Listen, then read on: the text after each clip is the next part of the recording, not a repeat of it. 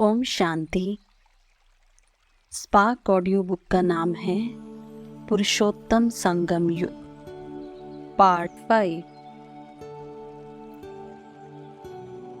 Title: कर्मों की गुह्य गति के ज्ञान की प्राप्ति।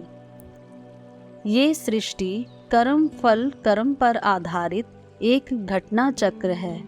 कर्म करना और कर्म फल को भोगना इस विश्व नाटक की सतत क्रिया है। कोई भी आत्मा कर्म के बिना इस कर्म क्षेत्र पर रह नहीं सकती। कर्म के आधार पर ही आत्मा इस कर्म क्षेत्र पर सुख या दुख भोगती है। श्रेष्ठ कर्म करने के लिए कर्मों के विधि विधान और कर्मों की गहन गति का ज्ञान अति आवश्यक है। कर्मों की गुह्य गति का ज्ञान परमात्मा के द्वारा संगम युग पर ही प्राप्त होता है, जिससे आत्मा योग द्वारा अपना विकर्मों का खाता समाप्त कर श्रेष्ठ कर्म करके श्रेष्ठ कर्मों का खाता जमा करती है। कर्मों की गुह्य गति के ज्ञान के द्वारा आत्मा में श्रेष्ठ कर्म करने की प्रवृत्ति उत्पन्न होती है और आत्मा श्रेष्ठ कर्म करने में सफल होती है। कर्म के लिए गायन है: कर्म प्रधान विश्व रचि राखा, जो जस कीन तासु फल चाखा। अभी संगम युग पर परमात्मा ने जो कर्मों के विषय में विभिन्न बातों का ज्ञान दिया है, उनमें से निम्नलिखित मुख्य हैं। कर्मों की गहन गति का ज्ञान, कर्म के नियम सिद्धांत एवं विधि विधान का ज्ञान, विकर्म और विकर्म विनाश की प्रक्रिया का ज्ञान, सुकर्म अकर्म विकर्म का ज्ञान, सुकर्म कर्म करने की विधि विधान का ज्ञान, कर्म और कर्म फल का ज्ञान, निष्काम कर्म का ज्ञान, कर्म और विश्व नाटक के विधि विधान के संबंध का ज्ञान, कर्मातीत अवस्था का ज्ञान, कर्मातीत स्थिति और कर्म बंधन की स्थिति का ज्ञान, कर्म भोग और कर्म योग का ज्ञान और कर्म योग द्वारा कर्म भोग पर विजय का ज्ञान, कर्म बंधन और कर्म संबंध का ज्ञान, कर्मातीत और विकर्माजीत स्थिति का ज्ञान, धर्म और कर्म का ज्ञान, पाप और पुण्य का ज्ञान, आत्मा का खाता जमा और ना होने का ज्ञान, पापों का बोझ चढ़ने और पाप भस्म कर पावन बनने का ज्ञान, धर्मराज और धर्मराजपुरी का ज्ञान, धर्मराजपुरी के विधि विधान का ज्ञान, धर्मराज की सजाएं और सजाओं से बचने का ज्ञान, धर्मराज की ट्रिब्यूनल का ज्ञान, कब्र दाखिल और कब्र से जगाने का ज्ञान, आत्मा के ऊपर आधा कल्प का विकर्मों का बोझ है, उसको उतारकर अभी सारे कल्प के लिए कमाई करने का शुभ अवसर यह संगम युग ही है। इसीलिए तीव्र पुरुषार्थ करके इस अवसर का लाभ उठाना परमावश्यक है। दूसरी तरफ बाप सुप्रीम जस्टिस के रूप में कल्याणकारी होने के कारण बच्चों के कल्याणार्थ ईश्वरीय लॉज भी बताते हैं। सबसे बड़े से बड़ा संगम का अनादि लॉ कौन सा है? ड्रामा प्लान अनुसार 1 का लाख गुना प्राप्ति और पश्चाताप व भोगना, ये ऑटोमेटिकली लॉ अर्थात नियम चलता ही रहता है।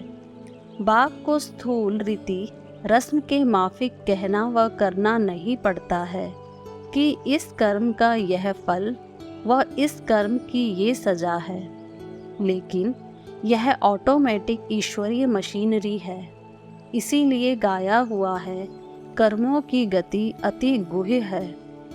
अव्यक्त मुरली 3 मई 1977। भाग्य अपने कर्मों के हिसाब से सभी को मिलता है। द्वापर से अब तक आप आत्माओं को भी कर्म और भाग्य के हिसाब किताब में आना पड़ता है, लेकिन वर्तमान भाग्यवान युग में भगवान भाग्य देता है। भाग्य की श्रेष्ठ लकीर खींचने की विधि है श्रेष्ठ कर्म रूपी कलम। आप बच्चों को दे देते हैं, जिससे जितनी श्रेष्ठ स्पष्ट जन्म जन्मांतर के भाग्य की लकीर खींचने चाहो उतनी खींच सकते हो, और कोई समय को यह वरदान नहीं है, इसी समय को यह वरदान है।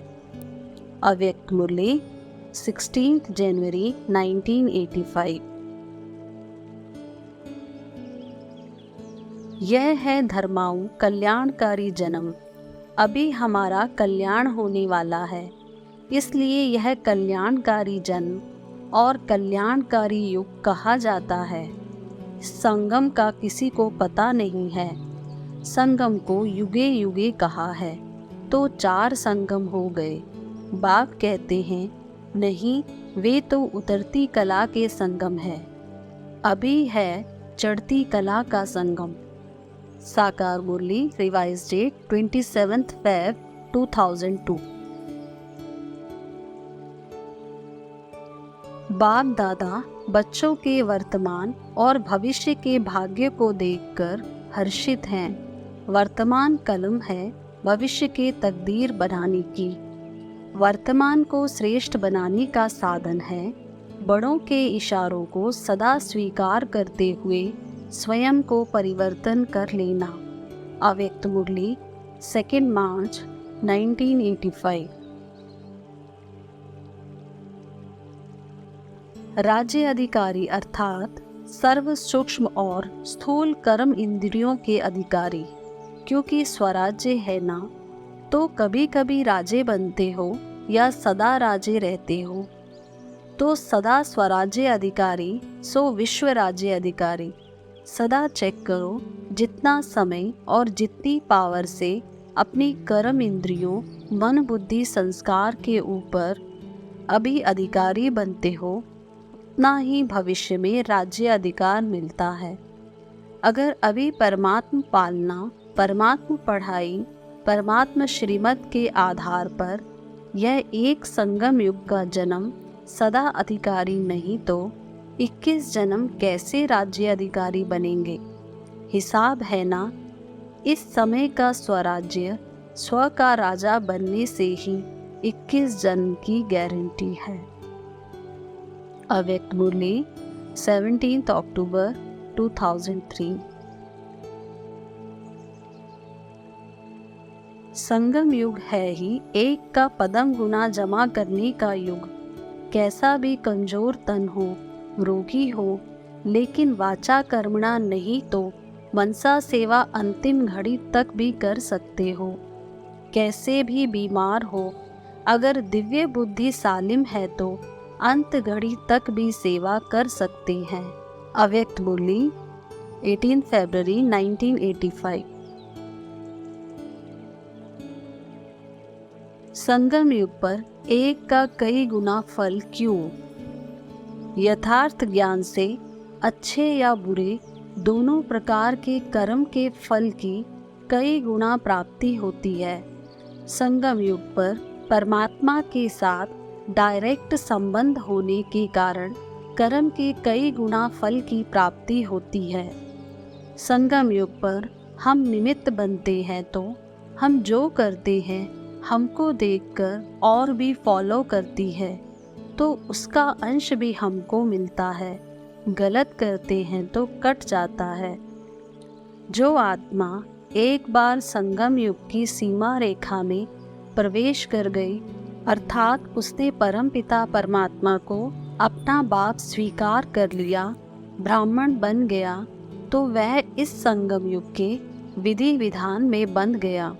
फिर वह उससे मुख नहीं मोड़ सकता है। वह संगम युग के सभी विधि विधानों को पालन करने के लिए उत्तरदायी होता है। हर ब्राह्मण आत्मा का उत्तरदायित्व है कि वह उनको समझे, पढ़े और उन नियम संयम का पालन करे। विधाता बाप ने हमारे जीवन के सभी उपयोगी विधि विधानों, नियम संयम कृत्य अकृत्य का ज्ञान दिया है, उनका पालन करना हमारा पावन कर्तव्य है। इसलिए बाबा कहता है, तुमको हर मुरली को पढ़ना चाहिए और मुरली रोज पढ़नी चाहिए, जिससे कोई बात छूट ना जाए। बिरला के पास ढेर मिल्कियत है, मंदिर बनाते हैं, उससे कुछ भी नहीं मिलता है। गरीबों को थोड़े ही कुछ देते हैं। मंदिर बनाया जहाँ मनुष्य आकर माथा टेकेंगे। हाँ, गरीब को दान में देते हैं तो उसका रिटर्न में मिल सकता है। धर्मशाला बनाते हैं तो बहुत मनुष्य जाकर वहाँ विश्राम पाते हैं, तो दूसरे जन्म में अल्पकाल के लिए सुख मिल जाता है। संगम युग पर बाप सारे ड्रामा के आदि मध्य अंत का राज समझाते हैं। साकार मुरली, रिवाइज डेट 6 मई 2004। अभी है पुरुषोत्तम संगम युग, जब बाप आकर राजयोग सिखलाते हैं। बाप ही कर्म अकर्म विकर्म की नॉलेज सुनाते हैं। आत्मा ही शरीर लेकर कर्म करने यहाँ आती है। सतयुग में विकर्म होता ही नहीं, इसलिए वहाँ दुख होता ही नहीं। साकार मुरली, रिवाइज डेट 23 जुलाई 2004। टाइटल, योग का यथार्थ ज्ञान। श्रेष्ठ भाग्य के निर्माण के लिए श्रेष्ठ कर्म करना आवश्यक है। श्रेष्ठ कर्म करने के लिए श्रेष्ठ कर्मों के ज्ञान के साथ साथ श्रेष्ठ कर्म करने की शक्ति भी आवश्यक है। उस शक्ति को प्राप्त करने के लिए योग ही एकमात्र साधन और साधना है। इसलिए भारत के प्राचीन राजयोग का सारे विश्व में गायन है। वह योग क्या है, उसकी साधना क्या है, उससे प्राप्ति क्या होती है, इन सब बातों का ज्ञान परमात्मा ने अभी संगम युग पर ही दिया है। योग के विषय में परमात्मा ने जिन बातों का ज्ञान दिया है, उनमें निम्नलिखित मुख्य हैं, जिनका ज्ञान होने पर ही हम उनका लाभ उठा सकते हैं। टाइटल, योग का अर्थ एवं योग, अर्थात याद का ज्ञान, योग के विधि विधान का ज्ञान। योग का ज्ञान, उसके विधि विधान का राज भी परमात्मा संगम युग पर ही बताते हैं, जिसको जानकर ही हम योग का यथार्थ अभ्यास कर सकते हैं, उसमें सफलता पा सकते हैं। योगी वह है जो अपनी दृष्टि से ही किसी को शांत कर दे, एकदम सन्नाटा हो जाएगा। जब तुम अशरीरी बन जाते हो, फिर बाप की याद में रहते हो, तो यही सच्ची याद है। साकार मुरली, रिवाइज डेट 30 मई 2005। कोशिश कर अपने को आत्मा निश्चय करो तो बाप की याद भी रहेगी। देह में आने से फिर देह के सब संबंध याद आएंगे। यह भी एक लॉ है, किसकी रग टूटती नहीं है। पूछते हैं, बाबा यह क्या है? अरे तुम नाम रूप में क्यों फंसते हो? एक तो तुम देहाभिमानी बनते हो और दूसरा फिर तुम्हारा कोई पास्ट का हिसाब किताब है, वह धोखा देता है। साकार मुरली, रिवाइज डेट 3 जून 2005। अगर योग नहीं लगता है तो अवश्य ही इंद्रियों द्वारा अल्पकाल के सुख प्राप्त कराने वाले और सदा काल की प्राप्ति से वंचित कराने वाले कोई ना कोई भोग भोगने में लगे हुए हैं। इसलिए अपने निजी कार्य को भूले हुए हैं। जैसे आजकल की संपत्ति वाले व कलयुगी राजाएं जब भोग विलास में व्यस्त हो जाते हैं तो अपना निजी कार्य, राज्य करना व अपना अधिकार भूल जाते हैं। ऐसे ही आत्मा भी भोग भोगने में व्यस्त होने के कारण योग भूल जाती है, जहाँ भोग है वहाँ योग नहीं। अव्यक्त मुरली 16 अक्टूबर 75। बाबा फोटो निकालने को भी मना करते हैं। बाबा मम्मा का चित्र देखने लग पड़ेंगे। शिव बाबा भूल जाएगा। तुम आत्माओं को तो निराकार बाप को याद करना है, इसलिए मैं फोटो आदि देखता हूँ तो फाड़ भी देता हूँ। समझते हैं यह मम्मा बाबा के फोटो देखते रहते हैं। मरने समय अगर उनको ही देखते रहे तो दुर्गति हो जाएगी। समझते हैं इनका शिव बाबा से योग टूटा हुआ है। तब कहते हैं बाबा हमारे साथ फोटो निकालो। बाबा को यह फोटो आदि निकालना अच्छा नहीं लगता। कहाँ साकार में फंसकर मर ना जाएं। साकार मुरली, रिवाइज डेट 16 जुलाई 1972। तुमको नशा होना चाहिए। गुप्त में बाप से हम वर्षा ले रहे हैं। कोई चित्र आदि को हम याद नहीं करते हैं। फोटो के लिए कहते हैं। मैं समझता हूँ पूरा ज्ञान नहीं उठाया है, तब फोटो मांगते हैं। कोई भी चित्र को याद नहीं करना है। शिव बाबा का फरमान है, माँ में कम याद करो। माँ की याद में शरीर छोड़ने से दुर्गति को पाएंगे। साकार मुरली, डिवाइस डेट 17 जुलाई 1972। बाबा आए हैं, मुरली चलाकर चले जाएंगे। इनकी बुद्धि भी वहाँ रहती है। इनमें शिव बाबा ही ना होगा तो याद क्यों करेंगे। तुम याद वहाँ करो, ऐसे नहीं सिर्फ इनको बैठ देखना है। बाबा ने समझाया है, शिव बाबा को याद कर फिर इनकी गोद में आना है, नहीं तो पाप हो जाएगा। साकार मुरली, रिवाइज डेट 12 नवंबर 1973।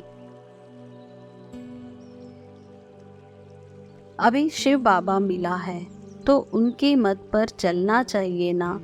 कोई भी देहधारी को याद नहीं करना है। कोई की भी याद ना आए। चित्र भी कोई का नहीं रखना है। एक शिव बाबा की ही याद रहे। साकार मुरली, रिवाइज डेट 14 अक्टूबर 2004। इसको ही योग अग्नि कहा जाता है। यह भारत का प्राचीन राजयोग है, जो बाप ही हर 5000 वर्ष के बाद आकर सिखलाते हैं। बेहद का बाप ही भारत में इस साधारण तन में आकर तुम बच्चों को यह योग सिखलाते हैं। इस याद से तुम्हारे जन्म जन्मांतर के पाप कट जाएंगे। साकार मुरली, रिवाइज डेट 28 सितंबर 2004। बच्चों की हर प्रकार से संभाल भी होती रहती है। बीमारी आदि में भी विकारी मित्र संबंधी आए, यह तो अच्छा नहीं है। हम पसंद भी नहीं करें, नहीं तो अंतकाल वह मित्र संबंधी ही याद पड़ेंगे। नहीं, उन्हों को बुलाना कायदा नहीं है। यह है हॉलीएस्ट ऑफ होली स्थान, पतित यहाँ रह ना सके। साकार मुरली, रिवाइज डेट 16 सितंबर 2004। अपनी नसीब को बनाना अपने हाथ में है, तो अब लॉटरी के इंतजार में नहीं रहना। इंतजाम करते रहना तो योग से ही एम पूरा होगा। परंतु दोनों बातों को ना चाहने वाला ही निरसंकल्प होता है, उनको ही सच्चा योगी कहा जाता है। दोनों की चिंता ना हो, स्वाभाविक पुरुषार्थ हो। अव्यक्त मुरली, 6 जुलाई 1969। वह याद स्थायी रहती नहीं है। मैं आत्मा बिंदी हूँ, बाबा भी बिंदी है। वह हमारा बाप है। आत्मा भी निराकार, परमात्मा भी निराकार है। इसमें फोटो की भी बात नहीं है। तुमको तो आत्मा निश्चय कर बाप को याद करना है और देहाभिमान छोड़ना है। साकार मुरली, रिवाइज डेट 7 फरवरी 2005। तुम बच्चों की याद यथार्थ है। तुम अपने को इस देह से न्यारा आत्मा समझकर बाप को याद करते हो। तुमको कोई की भी देह की याद नहीं आनी चाहिए। देही अभिमानी होकर जितना बाप को याद करेंगे उतना विकर्म विनाश होंगे। अभी तुमको ज्ञान का तीसरा नेत्र मिलता है। साकार मूली, रिवाइज डेट 18 फरवरी 2005। बाप को याद करने से ज्ञान आप ही इमर्ज हो जाता है। जो बाप को याद करता है उनको हर कार्य में बाप की मदद मिल ही जाती है। अगर नॉलेज से लाइट माइट नहीं तो वह नॉलेज ही किस काम की। ईश्वरीय नॉलेज क्या बनाएगी। ईश्वरीय स्थिति। अव्यक्त मुरली 24 जनवरी 1970। बाल बच्चे कहते हैं कि बहुत सहज है, परंतु मैं जो हूँ, जैसा हूँ वैसा जानकर याद करते हैं। मैं आत्मा बिंदु हूँ और हमारा बाबा भी बिंदी है। मनुष्य को यह कैसे समझाएं? इस पर विचार सागर मंथन चलना चाहिए। साकार मुरली, रिवाइज डेट 2 फरवरी 2005। अभी पुरुषार्थ है विस्तार को समाने का। जिस समय बुद्धि को बहुत विस्तार में गई देखो, उसी समय यह अभ्यास करो कि इतने विस्तार को समा सकती हूँ। अव्यक्त मुरली 5 अप्रैल 1970। जन्म जन्मांतर का देहाभिमान मिटाकर देही अभिमानी बने, इसमें बड़ी मेहनत है। कहना तो बहुत सहज है, परंतु अपने को आत्मा समझे और बाप को बिंदु रूप में याद करें, इसमें मेहनत है। बाप कहते हैं मैं जो हूँ, जैसा हूँ, ऐसा कोई मुश्किल याद कर सकते हैं। आत्मा परमात्मा दोनों एक जैसे बिंदु हैं। साकार मुरली, रिवाइज डेट 25 जनवरी 2005। कितना भी कोई कार्य में बुद्धि विस्तार में गई हुई हो, लेकिन विस्तार को 1 सेकंड में समाने की शक्ति नहीं है। क्या ऐसे बोल व संकल्प ऐसे मालिक के हो सकते हैं? बाप के सामने बच्चा आकर कहे कि बाबा हमको मदद करना, शक्ति देना, सहारा देना, इसको क्या कहा जाता है? क्या इसको रॉयल भिखारीपन नहीं कहेंगे? अव्यक्त मुरली 23 जून 1973। 1 सेकंड में चोला धारण करें और 1 सेकंड में न्यारे हो जाएं। जब यह प्रैक्टिस पक्की हो जाएगी, फिर यह कर्म भोग समाप्त हो जाएगा। जैसे इंजेक्शन लगाकर दर्द को खत्म कर देते हैं, उस अवस्था के बीच कोई भी कर्म भोग की वासना नहीं रहेगी। अव्यक्त मुरली 22 नवंबर 1972। ऐसे बुद्धि को जब चाहो, जितना समय चाहो, जहाँ स्थित करना चाहो वहाँ स्थित नहीं कर सकते हो। इस कला से अन्य सर्व कलाएं स्वतः ही आ जाती हैं। अव्यक्त मुरली 12 नवंबर 1972। देही अभिमानी स्थिति सर्व विकारों को सहज ही शांत कर देती है। बाप दादा अचानक डायरेक्शन दे कि इस शरीर रूपी घर को छोड़कर इस देह अभिमान की स्थिति को छोड़ देही अभिमानी बन जाओ। इस दुनिया से अपने स्वीट होम में चले जाओ तो कर सकेंगे। युद्ध करते ही तो समय नहीं बिता देंगे। अव्यक्त मुरली 12 नवंबर 1972। जैसे स्थूल कर्मेंद्रियों का मालिक बन जब और जैसे चाहो कार्य में लगा सकते हो, वैसे ही संकल्प को व बुद्धि को जब और जहाँ लगाना चाहो वहाँ लगा सकते हो। पढ़ाई का लास्ट पार्ट कौन सा है और फर्स्ट पार्ट कौन सा है? फर्स्ट पार्ट और लास्ट पार्ट यही अभ्यास है। यह है बुद्धि की ड्रिल। अव्यक्त मुरली 18 जून 1971। योद्धे जो युद्ध के मैदान में रहते हैं, उनको जब भी और जैसा ऑर्डर मिलता है वैसे ही करते जाते हैं। ऐसे ही रूहानी वॉरियर्स को जब और जैसा डायरेक्शन मिले वैसे ही अपनी स्थिति को स्थित कर सकते हैं। 1 सेकंड से भी कम समय में जैसी स्थिति में स्थित होना चाहे उस स्थिति में टिक जाएं। अव्यक्त मुरली 18 जून 1971। विस्तार करना और विस्तार में जाना आता है, लेकिन विस्तार को जब चाहे तब समेटना और समा लेना यह प्रैक्टिस कम है। ज्ञान के विस्तार में जाना चाहते हो, लेकिन ज्ञान के विस्तार को समाकर ज्ञान स्वरूप बन जाना, बीज रूप बन जाना, यह प्रैक्टिस कम है। अव्यक्त मुरली 18 जून 1970।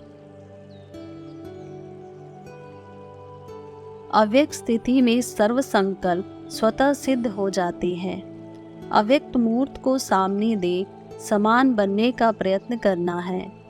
जैसे बाप वैसे बच्चे बिंदु रूप में तब टिक सकेंगे जब पहले शुद्ध संकल्प का अभ्यास होगा। एक्सीडेंट के समय ब्रेक नहीं लगती तो मोड़ना होता है। बिंदु रूप है ब्रेक। शुद्ध संकल्पों से अशुद्ध संकल्पों को हटाना है, मोड़ना। अव्यक्त मुरली पार्टियों के साथ 7 जून 1970। बाप दादा से मुलाकात करते समय बिंदु रूप की स्थिति में स्थित रह सकते हो। बिंदु स्थिति जब एकांत में बैठते हो तब हो सकती या चलते फिरते भी हो सकती। अंतिम पुरुषार्थ याद का ही है, इसलिए याद की स्टेज व अनुभव को बुद्धि में स्पष्ट समझना आवश्यक है। अव्यक्त मुरली 24 जुलाई 1970। बिंदु रूप स्थिति क्या है और अव्यक्त स्थिति क्या है, दोनों का अनुभव क्या क्या है? क्योंकि जब नाम दो कहती है तो जरूर दोनों के अनुभव में अंतर होगा। फरिश्ता रूप की स्थिति अर्थात अव्यक्त स्थिति जिसकी सदा काल रहती है, वह बिंदु रूप में भी सहज स्थित हो सकेगा। कार्य करते बीच बीच में समय निकालकर इस फाइनल स्टेज अर्थात बिंदु रूप का पुरुषार्थ करना चाहिए। अव्यक्त मुरली 24 जुलाई 1970। जैसे बाप दादा व्यक्त में आते भी हैं तो भी अव्यक्त रूप के अव्यक्त देश के अव्यक्त प्रवाह में रहती हैं। वही बच्चों को भी अनुभव कराने के लिए आते हैं। ऐसे आप सभी भी अपनी अव्यक्त स्थिति का अनुभव औरों को कराओ। अव्यक्त मुरली 24 जनवरी 1970। अच्छा, सारे दिन में अव्यक्त स्थिति कितना समय रहती है? बिंदु रूप के लिए नहीं पूछते हैं अव्यक्त स्थिति कितना समय रहती है, अव्यक्त स्थिति के लिए कह रहे हैं। अव्यक्त स्थिति 8 घंटा बनाना बड़ी बात नहीं है। अव्यक्त की स्मृति अर्थात अव्यक्त स्थिति गीत है ना, न वो हमसे जुदा होंगे। जब जुदा ही नहीं होंगे तो स्नेह दिल से कैसे निकलेगा। अव्यक्त मुरली 18 जून 1970। किसके संकल्पों को रीड करना, यह भी एक संपूर्णता की निशानी है। जितना जितना अव्यक्त भाव में स्थित होंगे उतना हरेक के भाव को सहज समझ जाएंगे। अव्यक्त स्थिति रूपी दर्पण को साफ और स्पष्ट करने के लिए 3 बातें सरलता, श्रेष्ठता और सहनशीलता की आवश्यकता है। अव्यक्त मुरली 7 जून 1970।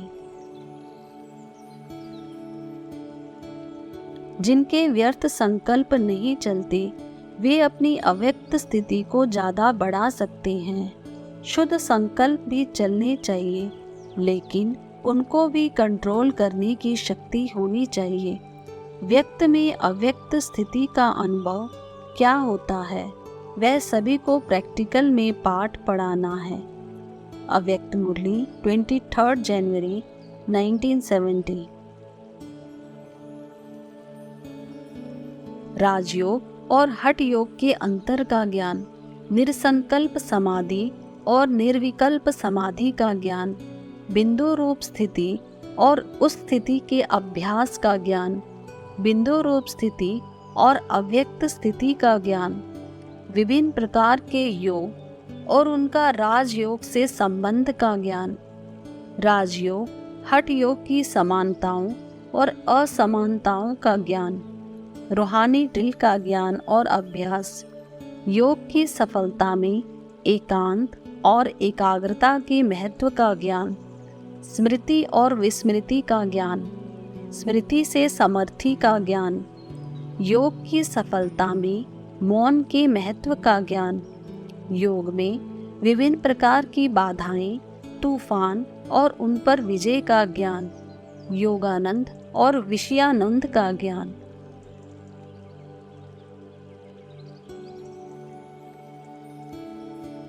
ओम शांति।